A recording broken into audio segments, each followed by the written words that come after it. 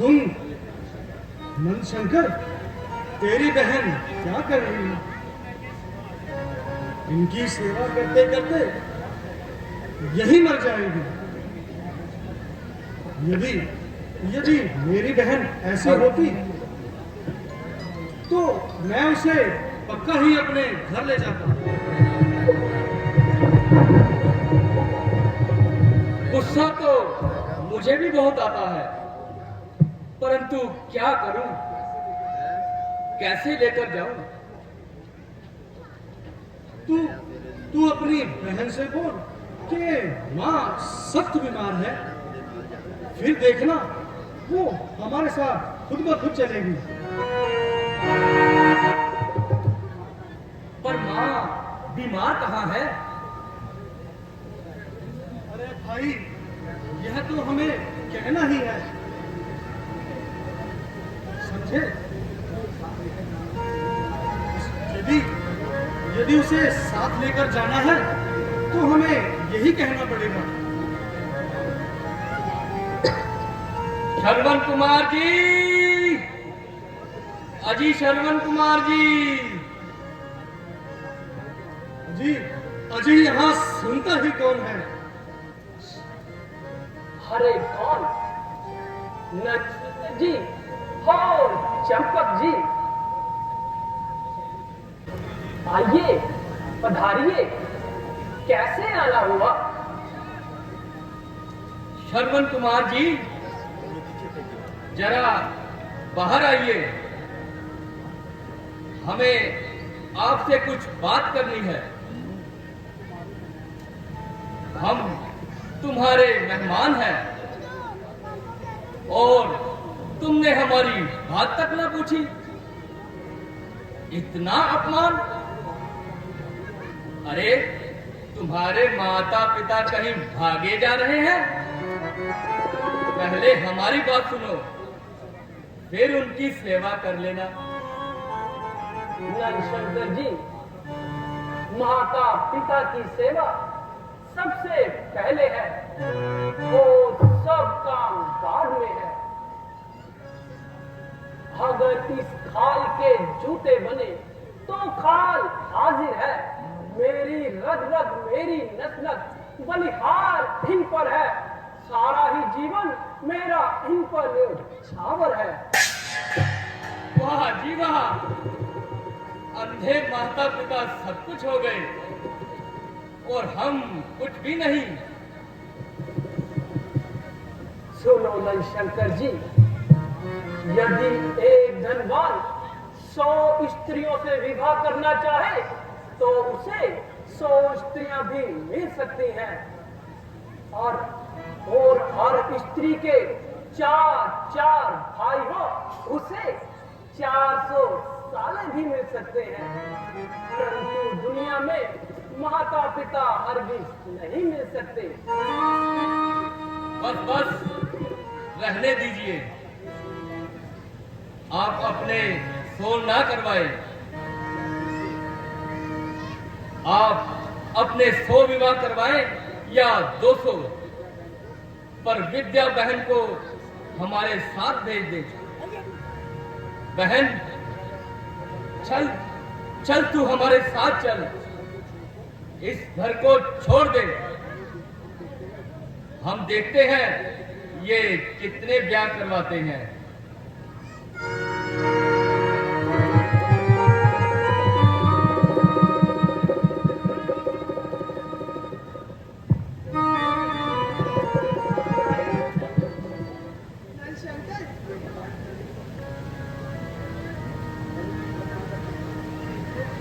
मेरी सास का इस तरह अपमान मत करिए,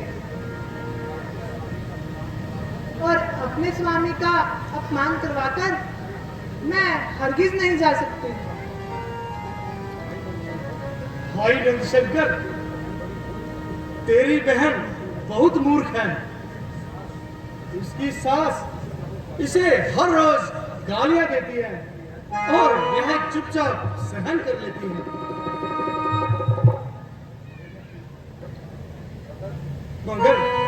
मगर यह फिर भी अपनी सास ससुर की सेवा में ही लगी रहती है। भाई नंदशंकर, मेरी सास का इस तरह अपमान मत करें। यह तो मुझे अपने प्राणों से भी अधिक प्रेम करती हैं। इन्होंने मुझे तो क्या, किसी को भी गालियां नहीं दी हैं।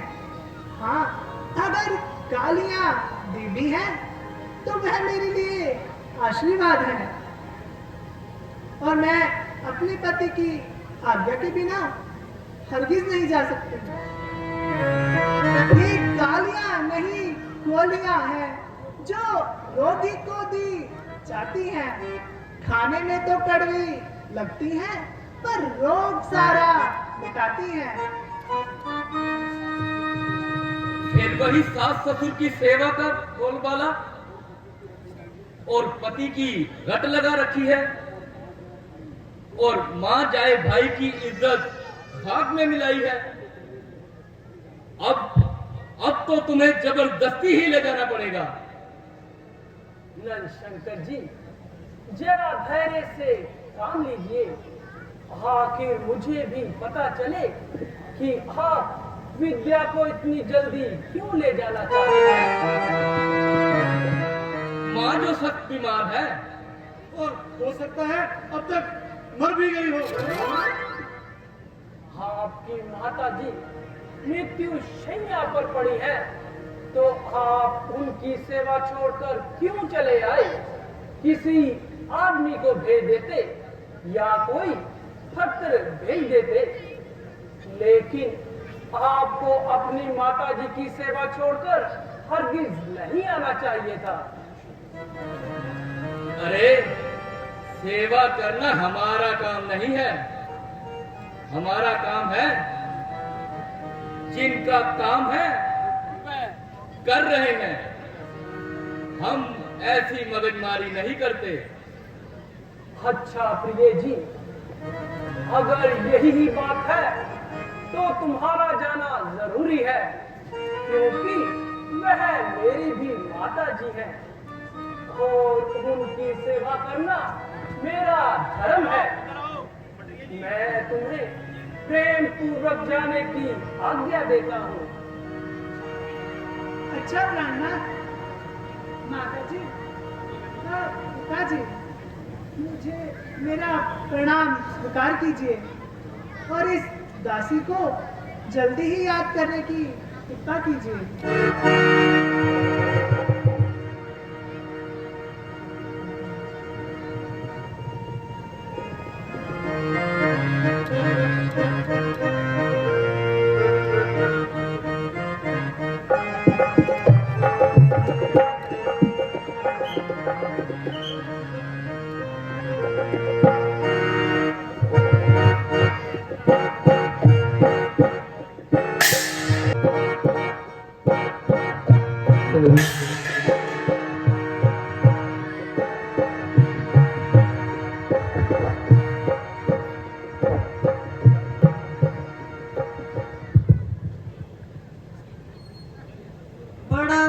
भागी है वो देश जिसे तुम जैसा लाल पैदा हुआ।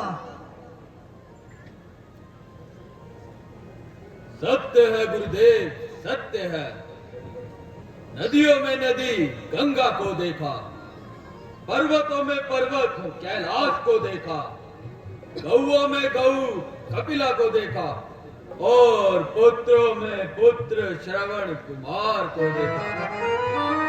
श्रवण कुमार, तुम अपने माता पिता को तीर्थों की यात्रा करवाओ, और यात्रा के लिए रथ, हाथी, घोड़े, पालकी और सफर खर्च जिस कदर भी दरकार हो, तुम हमारे राज्य खजाने से ले सकते हो।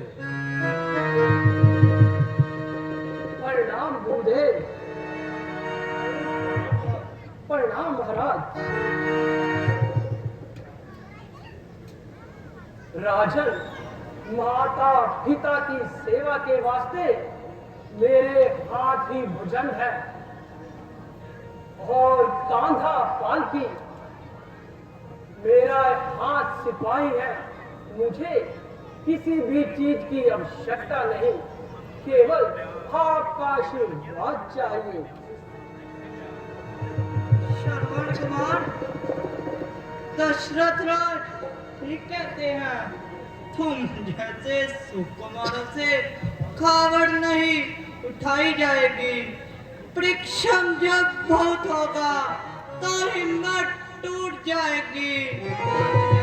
स्थिर होंगे तो कावड़ छूट जाएगी।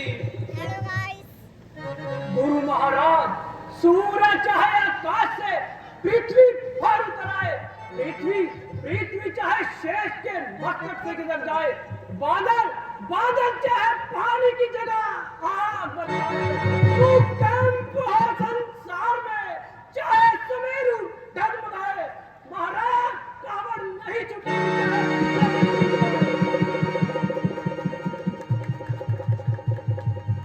अच्छा, कुछ और नहीं तो यह सब प्रेम भेंट स्वीकार करो।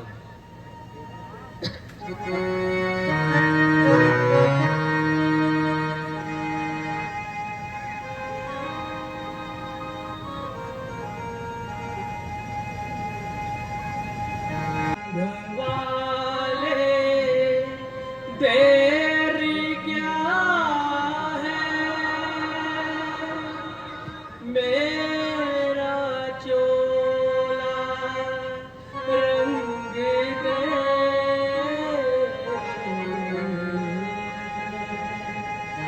रंग वाले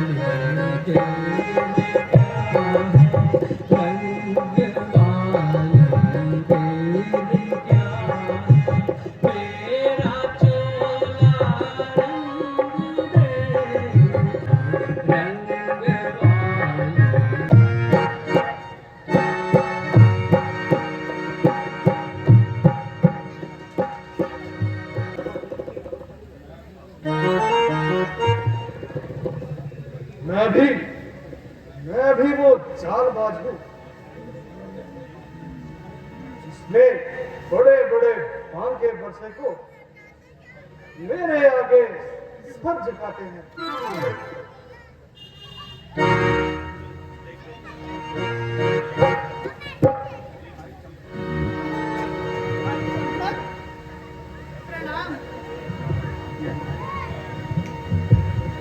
भाई चंपक, मेरे सास ससुर और मेरे प्राणनाथ, मैं मायके गई थी तो मेरे पीछे से वह तीर्थ यात्रा के लिए जा चुके हैं। अगर आपको कुछ पता हो वह किस ओर गए हैं तो कृपया मुझे बता दीजिए। अरे यह मालूम कर तुम क्या करोगी? मैं भी उन्हीं के पास जाकर उनकी सेवा करूंगी। व्यर्थ है यह सब बेकार की बातें हैं। ऐसे ना कहो भाई चंपक, मेरे स्वामी और मेरे सास ससुर की निंदा मत करो। विद्या, विद्या तुम सचमुच बहुत ही ज्यादा भोली हो। बस बस, यह निंदा के वाक्य मैं और नहीं सुन सकती। पुत्रों को अवश्य ही माता पिता की सेवा करनी चाहिए। झूठ, सरासर झूठ। मैं इस बात को बिल्कुल भी नहीं मानता। मैं तो बस इतना सा जानता हूं कि ये बिल्कुल ही समय व्यर्थ है और सब अपना बंधन है। दुनिया में तो सार यही है, नारी के मुख का दर्शन। रहने दे ओ पापी जन, यह दुर्गंध अपने ही मुंह में रहने दे। पापी जन नहीं, प्रेमी जन कहो। प्यारी, पूछो तो बात यह है जिस दिन से शर्वंश का तुम्हारे साथ ब्याह हुआ है, उसी दिन से मेरा भी प्रेम अंकुर मेरे सीने में फूट रहा है। बस कर कामी कुत्ते, चुप कर जा। तेरी जीभा इस क्षण खट क्यों नहीं जाती, और पापी के ऐसे बोल से है पृथ्वी तू फट क्यों नहीं जाती। अच्छा तो तू इस प्रकार से हरगिज नहीं मानेगी। मैं तुझे जबरदस्ती ले चलूंगा। नहीं नहीं, हाँ, तुझे मैं अपनी स्त्री बनाऊंगा।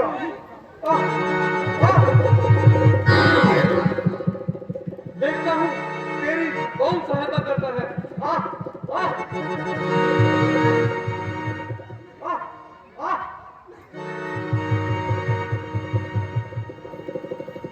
महात्मा, वही परमात्मा जो धर्म की रक्षा करते हैं। तो रक्षा तो मैं भी तेरा परमात्मा देखता हूँ।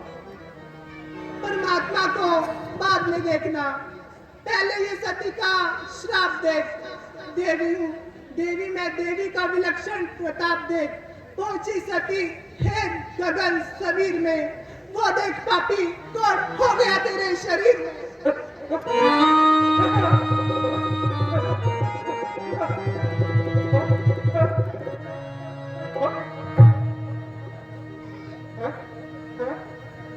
ये मुझे क्या हो रहा है? मैं कोड़ी हो गया। मैं कोड़ी हो गया। हे देवी, आधा विद्या देवी, मुझे क्षमा करो।